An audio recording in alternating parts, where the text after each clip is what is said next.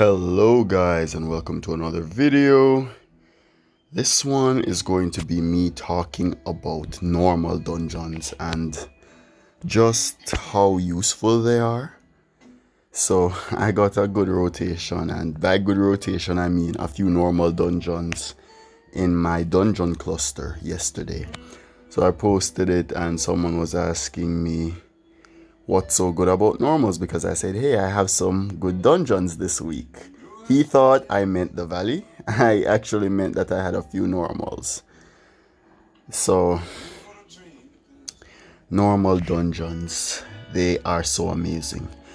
So, one of the most important things about normal dungeons is the ease of access that it gives you to resources that you might need to either level up your gear, weapons, whatever, or to collect resources needed for ascensions, or what we call ascension material, but they're actually just normal material. But since the focus is ascension, we call them ascension material at late game. What cannot be done with normal dungeons that can be done with regular themed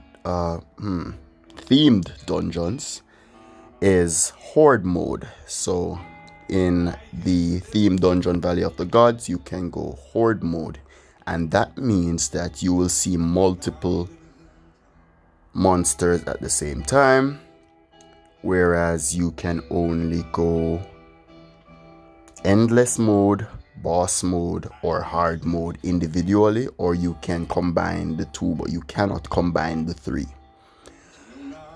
So hard mode is really good for a chill, relaxing way to make passive orns over time.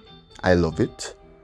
Boss mode, hard mode is even better for orns especially, but normal hard mode, it will give you a little bit of orns and it will give you some material too, some different material than even boss mode, because it's going to have in a wide array of normal monsters. Even stuff like Baylor gateways will be in the normal mode hard version, and the hard version is simply meaning that you cannot use your items in the dungeon, and there is a chance that if you get an end of dungeon reward like a Band of Gods, Old Northern Crown, Unfelled Concord, that it will be superior or better quality. So it will not be normal or any less quality.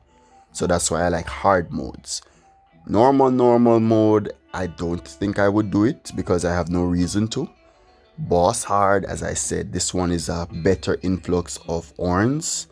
It gives other material too. One of the really nice ones for tier 10 and 11 is the Ortonite that it gives, but you can also scale it down. So T6 would give you a few Carmans and Carmans of the Underworld, which would give you material like Dayleaf, Nightshade, and those would be what you use for stuff like your ascensions. As I said, you can use Dayleaves for Farside potions, which allow you to see a little bit further in the world, so you can interact with more. In the group mode, which is why I would like normal dungeons most, is you can then go to the horde mode. There can be a horde mode version. So if you are continuing as a party and you end up in a party with, and you need 2 persons or more to make a party, you now have the horde mode version of the dungeon, of the normal dungeon. So you get multiple mobs. And as I said, normal dungeons have really useful mobs, where stuff like valleys will have specific mobs. Normal dungeons will have most of the mobs. Boss mode will have a lot of bosses. It won't have the special bosses more often than not that some dungeons have. Like, it won't have the Arisen King, is it? What's his name? Meliodas? Yeah, it won't have stuff like that. But it can also have like the Arisen Ithra or the Arisen Mammon that you also find in the Valley of the Gods. So it has a lot of things. It doesn't have everything, but it just has a lot of options. One of my favorite things to do in normal modes is tier 6 dungeons and tier 8 dungeons. So tier 6 dungeons, I try to farm stuff like the herbs, as I said, day leaf, nightshade, stuff like that. And tier 8 dungeons, you can farm a wide array of other material. But why I love those is because they give a positive influx of keys, and dungeon keys are what we use to start the dungeons, and yeah, really useful. So yeah, you can't do endless mode in party, unfortunately. Maybe that is something for the future, but boss hard mode is so good, and it scales based on how many persons are in the party. So it will always say 75 if there are 3 persons in the party, or 100 if there are 4 persons in the party, 25 keys each.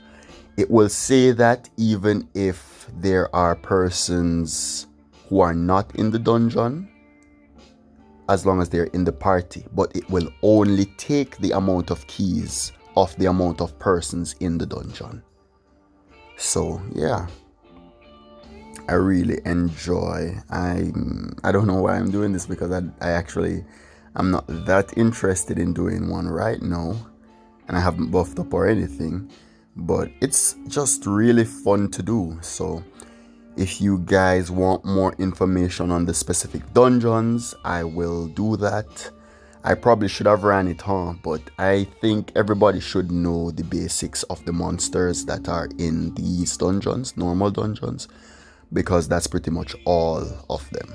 Like, as I said, apart from some special mobs, like as I said, Balder or the Arisen King, then most stuff you're going to find in the normal version of the dungeons.